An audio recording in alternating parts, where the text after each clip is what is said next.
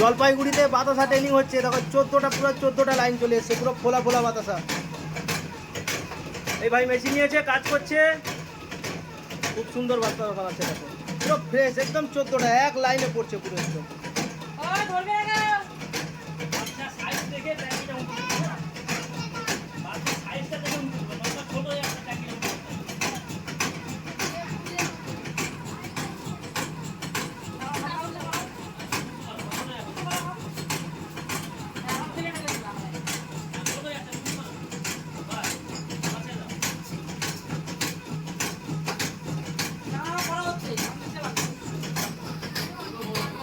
একদম টোপা টোপা বাতাসা, এক ঝাঁ চকচকে বাতাসা পুরো।